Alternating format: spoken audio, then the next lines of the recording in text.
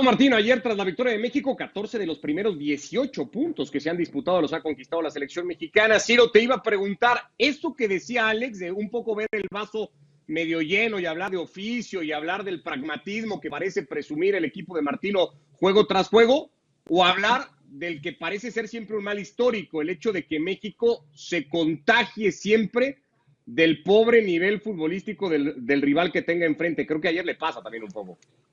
Sí, yo creo que se puede hablar de las dos cosas y ambas tienen que formar parte del análisis. Yo les digo honestamente, este es uno de esos juegos que quisiera olvidar muy, pero muy pronto, porque entiendo esa parte del oficio mismo que le faltó a Araujo en la jugada en la que lo expulsan, porque ya sabiéndose amenazado con una tarjeta amarilla, como que ¿por qué demonios voy a cometer una falta de esa naturaleza en ese sitio del campo cuando no había una amenaza mayor? Ahí, hablando de oficio, le faltó a alguien como Araujo, pues no abrirle la puerta a un rival muy limitado, a un rival al que le faltaron también jugadores importantes, pero honestamente sí es uno de esos juegos que quisiera olvidar pronto. El segundo tiempo fue infumable. Viendo el vaso medio lleno, los 3 puntos como visitante vienen muy bien. Cuando no eres capaz de ganar en casa, como le ocurrió contra Canadá, esos puntos que dejas de ganar los tienes que reponer fuera de ella. Y el juego, honestamente, creo que termina siendo hasta más fácil de lo esperado para el equipo mexicano, pero fue desesperante cómo iba transcurriendo el partido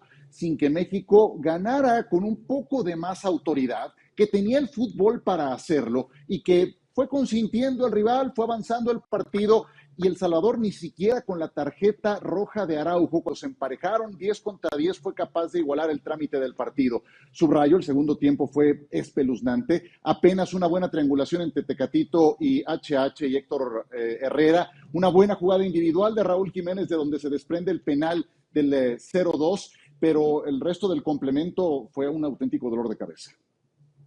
Si hay un sistema, Richard, para jugar priorizando el resultado, porque buena parte de nuestras discusiones en casi cualquier espacio se dedica a el resultado, la forma, tratar de jugar siempre bien. Si hay un sistema en el que el resultado tiene que ir por delante, es el de la eliminatoria, se juegue donde se juegue. ¿Se vale priorizar eso en el caso de México, por ejemplo, aquí en CONCACAF?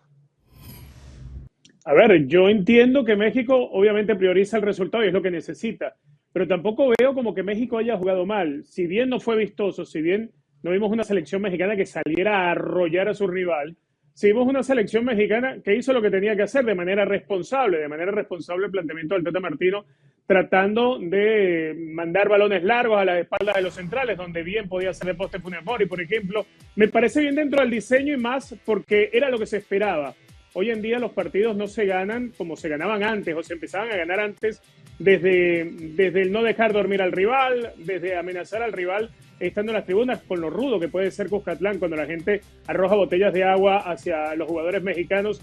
Hoy en día el futbolista está más preocupado de los memes que hay sobre ellos en redes sociales que sobre lo que puedan hacerle los otros factores externos el día que vayan a una cancha y lo que suceda en las tribunas.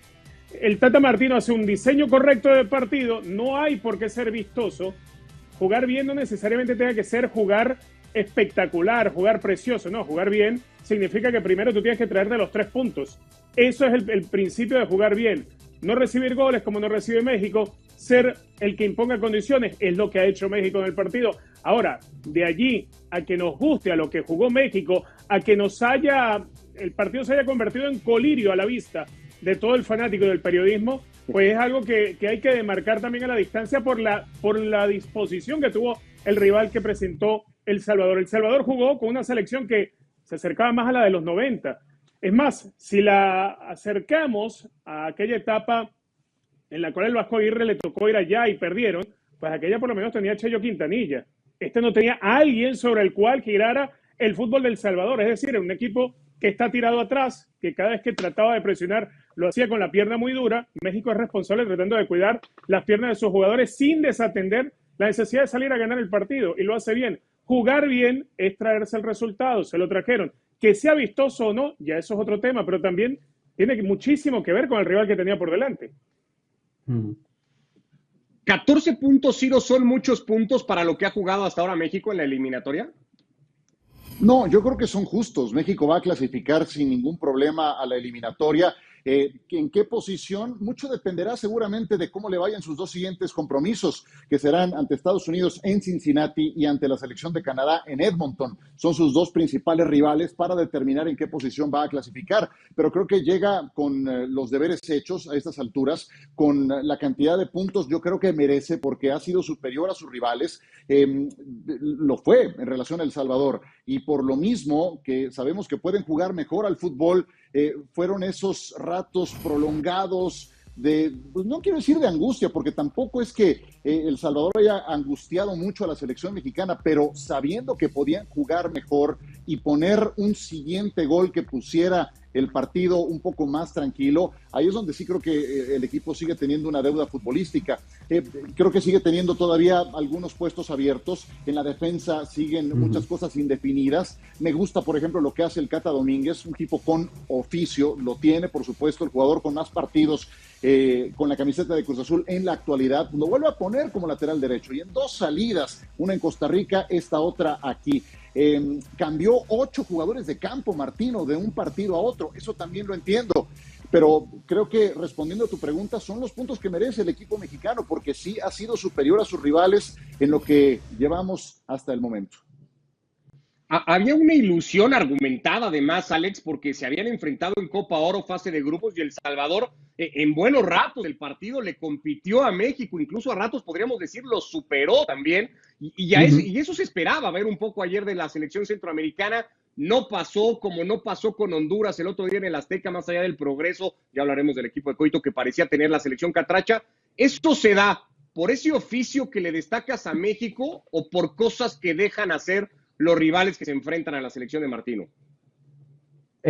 Son dos casos totalmente separados. A mí Honduras me decepcionó mucho, primero por que lo entiendo, la línea de 5 que le planta en el Azteca, pero sobre todo porque no fue a presionar. Hasta hace bien poco, y por eso el ciclo de Coito se acabó, hasta hace bien poco Honduras era una selección muy compacta, que casi nunca se movía del 4-4-2, que viajaban todos en bloque, que presionaba muy bien arriba, y eso no lo vimos en el Azteca. Vimos una defensa de 5, 3 en el centro del campo y 2 arriba, pero ninguno con la capacidad de hacerle daño al espacio en transiciones, en contragolpes a México. Ese es un partido. El que vimos ayer, yo creo que es más mérito de México, que sabía dónde se metía, insisto en eso, que no de mérito del Salvador, que ya venía limitado por lo que explicaba Richard, porque no tiene jugadores tampoco de excesiva calidad y no estaba en su mejor momento. Pero El Salvador, siempre que intentó presionar, es que no lo consiguió nunca, porque México sabía exactamente dónde se metía, y es lo que os he dicho antes cuando estábamos viendo las mejores imágenes del partido. Hay como 3 o 4 secuencias, nada más empezar el partido, balones largos de Héctor Moreno o incluso de Araujo hacia Funes Mori para evitar eso, para evitar la presión. Y ahí es donde México descoyunta, desengancha a El Salvador, porque los puntas van a presionar, los centrocampistas van a intentar seguir la estela de los delanteros, pero los defensas corren hacia atrás porque saben que les viene un balón largo y que se van a tener que pelear a cachetazos con Funes Mori, que ese trabajo lo hace sensacional. Entonces, yo creo que fue más la presencia del Cata Domínguez, como decía Ciro, no es casualidad. Si tú no vas a tener si tú no quieres ya de entrada tener posesiones largas, exponerte con los laterales subiendo muy arriba, metes a un jugador mucho más defensivo que acaba siendo prácticamente un tercer central para evitar cualquier tipo de desastre, porque además México es muy vulnerable en las transiciones y ni Araujo ni Moreno, pero últimamente Moreno ha levantado un poco, pero sobre todo Araujo, y lo vimos ayer, pues no transmiten sensación de seguridad defensiva. Entonces yo creo que lo que hizo el Tata fue identificar muy bien los riesgos, las trampitas que le podía poner El Salvador más allá del ambiente del Cuscatlán, que eso ya no va a cambiar nunca, y lo que hizo fue hacer un partido acorde a lo que necesitaba. Decía Richard lo de jugar bien. Jugar bien es elaborar un buen plan de juego y luego ejecutarlo, y eso es exactamente lo que hizo México ayer.